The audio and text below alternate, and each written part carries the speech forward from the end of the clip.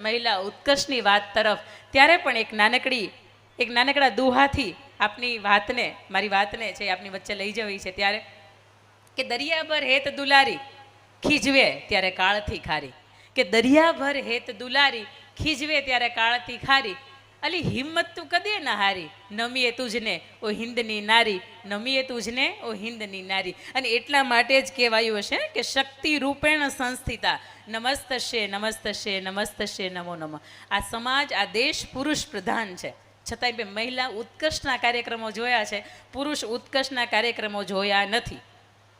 મહિલા દિવસ 8 માર્ચ આવે તમને ખબર હશે, પણ પુરુષ દિવસ પણ આવે છે, તમને ખબર છે નહીં?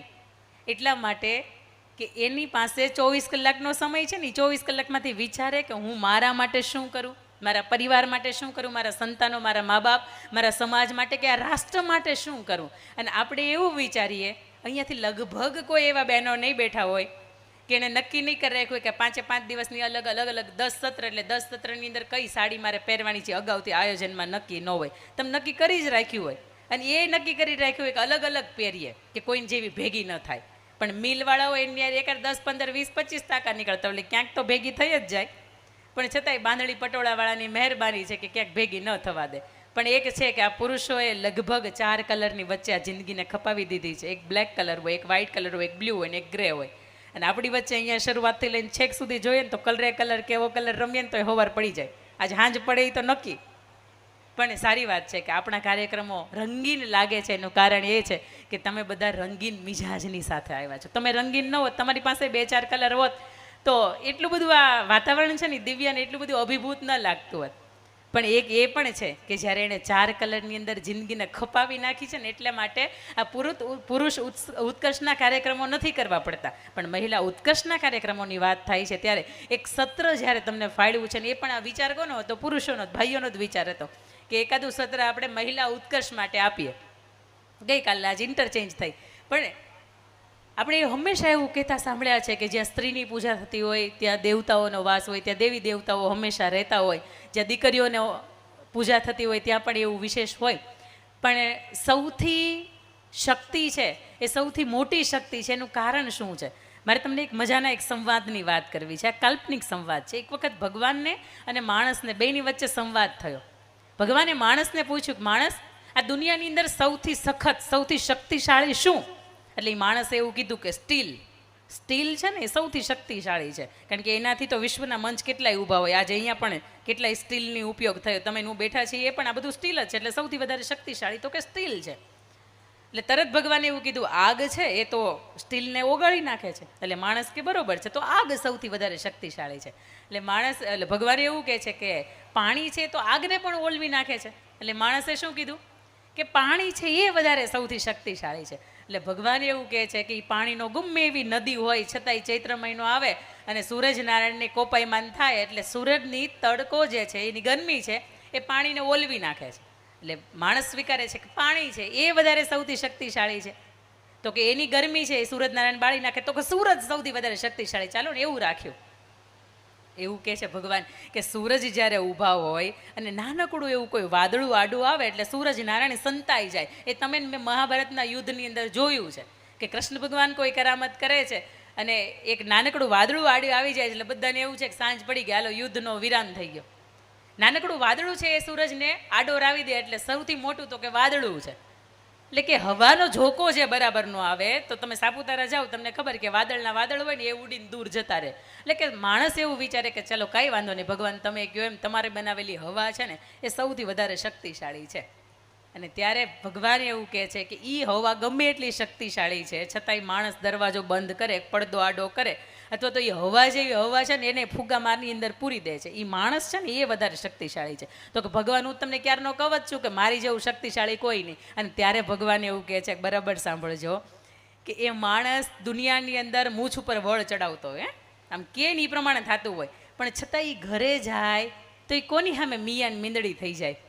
અને ત્યારે માણસ સ્વીકારે છે કે હા, એ શક્તિ સ્વરૂપ છે, કે ઘરે કદાચ મારી દીકરી બેઠી છે, મારી બેન બેઠી છે, મારી પત્ની બેઠી છે, ને મારી માં બેઠી છે. આ ચાર જ શક્તિ એવી છે કે જે મને નમાવે છે, કે મારી આંખની અંદર આંસુ પડાવે છે, બાકી વિશ્વની તાકાત નથી. ને ત્યારે ભગવાન એવું કહે છે કે બસ એ શક્તિ છે ને એ જ આ ધરા ઉપર સૌથી વધારે શક્તિશાળી છે. કારણ કે જનની એક આપણને જન્મ આપે છે, અને બીજી જનની એવી છે કે જે જગદંબા સ્વરૂપે, કે જે આપણી રક્ષા કરે છે. કદાચ આ પૃથ્વીની ધરા ટકી છે એનું કારણ એ છે કે આ શક્તિ છે. જો શક્તિની કૂખ ન હોત તો આપણને વીર પુરુષો મહાપુરુષોની ભેટ ન મળી હોત. તો આવા મંચસ્થ કાર્યક્રમો છે એ પણ કદાચ શક્તિનો સાથ ન હોત તો ન થઈ ગયો હોય. આ કાર્યક્રમની અંદર રાત્રે કદાચ એવું પણ બને કે કાર્યકર સમિતિ છે ને રાત્રે 2 વાગે ઘરે જાય, કોઈ કારણથી અહીંયા મોડું થાય, પણ ઘરે ગયા પછી પૂછે ક્યાં હતા, હું કામે ન હતા. આ 4-5 દિવસ મળે ને ત્યારે ભાઈને એમ થાય કે બરોબર છે, હવે મારું કામ છે ને કોકને સોંપી દઉં, મારાથી નહીં ભેગું થાય. એક તો થાક્યા પાક્યા રાતે 2 વાગે ઘરે આવ્યા હોય ને તો એ સારો આવકારવા ન મળે. પણ આ શક્તિનો ખરા અર્થની અંદર સાથ છે ને એટલા માટે આવા કાર્યક્રમો ભવ્ય રીતે એ 5 દિવસ સુધી થાય. બાકી તમે સૌરાષ્ટ્રની ભૂમિ ઉપર આટો મારજો, લગભગ અડધા દિવસનો કાર્યક્રમ હોય. એમાં નિયાણીઓને સન્માન આવી જાય, વડીલોને સન્માન આવી જાય, એમાં રાજકીય સભા પૂરી થઈ જાય, એમાં મહિલા ઉત્કર્ષે પૂરો થઈ જાય, અને જે પણ સ્થાપના કરવાની હોય, જે પણ યજ્ઞ હોય એ પણ બધું જ પૂરું થઈ જાય.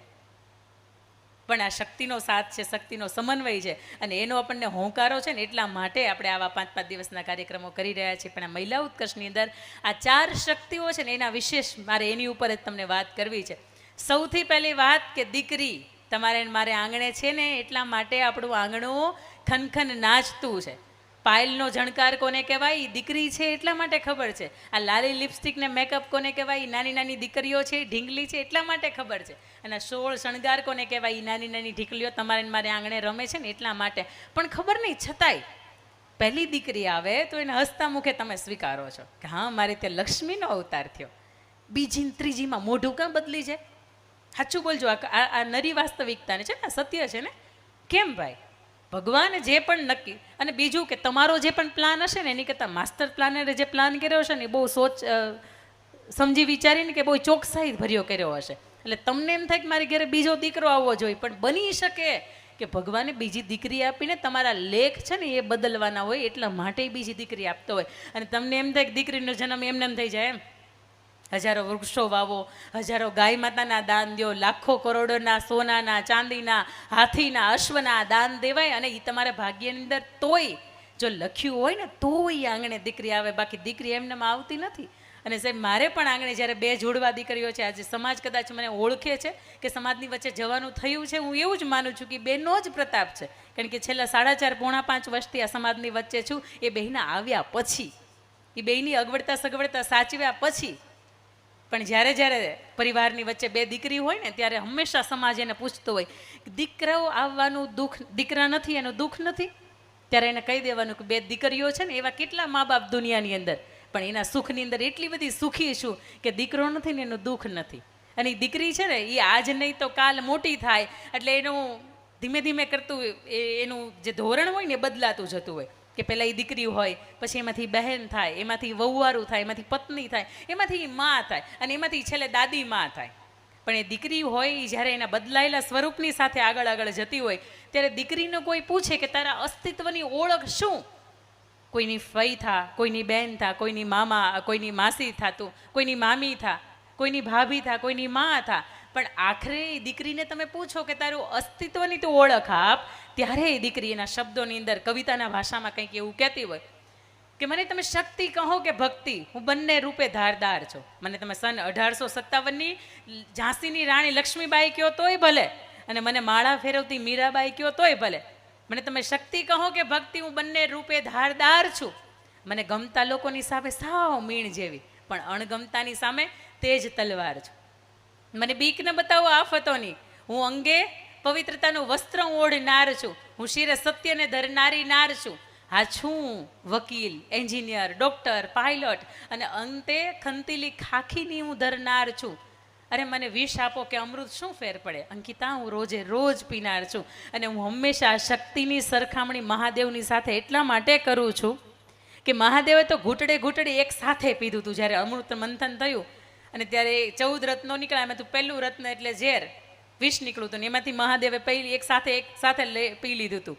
પણ આજની સ્ત્રી કોઈના મેણાટોણાથી, આ સમાજની વિદુષી નજરથી કે કોઈના માધ્યમથી હંમેશા એને એવું કહેતા હોય, તારા મા બાપે આવું શીખવાડ્યું છે, અરે કોઈના મા બાપ એને આવું શીખવાડતા હશે. તમારે વિચારો ઉપર લાંછન, જેને એને મા બાપે એવું નથી શીખવ્યું પણ છતાં એની ભૂલ થઈ છે. આપણી દીકરીની ભૂલ હોય ને એને હસતા મુખે આપણે વાળી દઈએ, પણ ક્યાંક આપણી દીકરાની વહુની ભૂલને વાળતા આપણને થોડોક અંદરથી પીછેહટ જેવું લાગે છે. આપણને ક્યાંક અંદરથી એવું લાગે છે કે મારું સાસુ પણ જોખમાઈ જશે તો મૂકી દો ને એક બાજુ. સાસુત્વ છે ને એને જાળવી રાખવાની જરૂર છે, પણ આ દીકરીને આજે પણ સંભાળવાની જરૂર છે, આજે પણ એને સાચવવાની જરૂર છે સાહેબ. એટલા માટે કે 1000 દીકરાઓ છે એની અંદર આપણી વસ્તી ગણતરીનો આંકડો એવું કહે છે કે બરાબર 950 પણ દીકરીઓ નથી. તમે એની ફૂલ જેવી કોમળ બનાવો પણ એની સાથે એને ચંદ્ર જેવું તેજ પણ આપજો અને સૂરજ જેવું તેજ પણ આપજો કે લોકો એને ઉગતો સૂરજ હોય ને ત્યારે એને હળવેકથી નજરથી જોઈ શકે, પણ એ બરાબર અત્યારે મધ્યાહને તપ્યો હોય ને તો કોઈ એની સામે પણ નજર ઊંચી કરીને જોઈ ન શકે. હું હંમેશા મંચ ઉપરથી કહેતી હોય તમારે ત્યાં ભુજ નજીક થાય છે, પર્સની અંદર કદાચ લાલી લિપસ્ટિક કે મેકઅપનો એકાદો સામગ્રી નહીં રાખો તો ચાલશે, પણ એકાદું હથિયાર હાથ વગર રાખજો. ખાસ કરીને અનમેરિડ દીકરીઓને મારે કહેવું છે, ઘણી વખત લોકો મને એવું કહેતા હોય કે હથિયાર રાખવું ને એ તો બંધારણની વિરુદ્ધનું છે, પણ સાહેબ મારે એ કહેવું છે કે તમારી સ્વરક્ષા માટે જ્યારે અડધી રાત્રે પણ જરૂર પડશે તે દિવસે ક્યાં જાઓ. અમારા સુરતની અંદર ગ્રીષ્મા વેકરિયાનો જે કિસ્સા બની ગયો, આવો કિસ્સો છે ને આજે લગભગ 15-20 દિવસ થાય ને તે તમે એક વખત પેપરનું પાનું ખોલતા હોય ને તો તમને જોવા મળે. પણ આવો કિસ્સો આપણા પરિવારની વચ્ચે, આપણી વચ્ચે ન બને એટલા માટે ખાસ કરીને આપણે 2 હાથ જોડીને વિનંતી છે કે લિપસ્ટિક પણ આટલી જગ્યા રોકે અને અંજારની તમે ભુજની લયેલું ચાકુ છે ને એ પણ આટલી જ જગ્યા રોકે, પણ તમારા સ્વરક્ષણ માટે એની આસપાસ રાખજો કે કોઈને બચાવો બૂમ ન પાડવા પડે. કારણ કે આજે આપણે સમય જેમ જેમ ઓછો થયો ને એમ આપણે કરાટે ક્લાસ ભૂલી ગયા છે, આપણે દોઢિયા ક્લાસમાં જતા થયા. એ કરાટેના તમે સેલ્ફ ડિફેન્સ શીખ્યા હોય ને તો તમે તમારી જાતને પુરવાર સાબિત કરી શકો, તો તમે તમારી જાતને બચાવી શકો. અને બીજી વાત મારે તમને દીકરી ચરિત્રની વાત તેવી કેવી છે કે જે સત્ય છે આપણી આસપાસ બની ગયેલી આ દીકરીઓની વાતો છે. આજ સુધી તમે લાઇટ મેન તરીકે શબ્દ વાપર્યો છે, અહીંયા પણ જેટલું પણ લાઇટિંગ કર્યું છે ને આઈ એમ ડેમ શ્યોર કે એ પુરુષોએ જ કર્યું છે, ભાઈઓએ જ કર્યું છે અહીંનું લાઇટિંગ. 2 દીકરીઓને એવું થયું, એ બંગાળની 2 દીકરીઓ છે, એને એવું થયું કે સરકાર બહુ ઓછા એવા ક્ષેત્રો હોય કે જેની અંદર માત્ર પુરુષોને એડમિશન આપતા હોય, દીકરીઓને બહેનોને ન આપતા હોય. લાઇટિંગનું ક્ષેત્ર એક એવું છે કે એની અંદર કરંટ લાગવાનો ગમે ત્યારે ચાન્સ છે, એટલે એમાં દીકરીઓને પ્રવેશ નથી મળતો, માત્ર પુરુષોને પ્રવેશ મળે. એટલે લાઇટ મેન આ શબ્દથી, વાયરમેન આપણા શબ્દથી પરિચિત છે. એ બંગાળની 2 દીકરી શિરીષા અને વી ભારતી, આ 2 દીકરીઓએ સરકારને ચેલેન્જ ફેંકી કે અમે પણ 11ના તાર બાંધી શકીએ છીએ, એના પણ થાંભલે ચડી શકીએ છીએ, અમે પણ જેટલા ભાઈઓ જે તેજ ગતિથી કામ કરે, જે ન્યુટ્રન કોને કહેવાય, ફેસ કોને કહેવાય, 1 તાર 2 તાર અમે બધું જોડી શકીએ છીએ. અને અમને પણ લાઇટિંગની અંદર ખબર પડે છે, અમને એક્ઝામ આપવા દો અને થિયરિકલ ને પ્રેક્ટિકલ જો અમે પાસ થઈએ તો અમને પણ લાઇટ વુમન નામનો દરજ્જો આપે. સરકારે છૂટ આપી કે કંઈ વાંધો નહીં, તમે એક્ઝામ તો આપો. સરકારને કદાચ એવું હતું કે 11નો થાંભલો આવે, કરંટ નીકળતો થાંભલો આવે, આપણે સબસ્ટેશનની બાજુમાં નીકળીને તોય આપણને એમ થાય કે માથે પડશે તો આપણે એટલા ડરપોક છીએ. પણ એ 2 દીકરીઓ છે એને સરસ રીતે તાર બાંધે છે, એ પ્રેક્ટિકલ રીતે થિયરિકલ રીતે પાસ થાય છે અને ગવર્મેન્ટને પણ ઝુકાવે છે. સાહેબ 27 વર્ષની દીકરીઓ વિશ્વની અંદર લગભગ, મને નથી ખબર કે દીકરીઓ આ ક્ષેત્રમાં છે કે નહીં, પણ ભારત વર્ષની અંદર આ 2 દીકરીઓએ આજ સુધીમાં લાઇટ મેન તરીકે વપરાતા શબ્દને લાઇટ વુમન તરીકે પણ ટ્રાન્સફર કરી દીધો. અને એટલા માટે કહેવાય છે કે તમારી મારી આસપાસ જે રહેલી શક્તિ છે ને એના હાથની અંદર માત્ર થાળી, વાટકો, વેલણ, ચમચી, પાટલી આ નથી શોભતું, એના હાથની અંદર હજારો હાથ એને ધર્યા છે.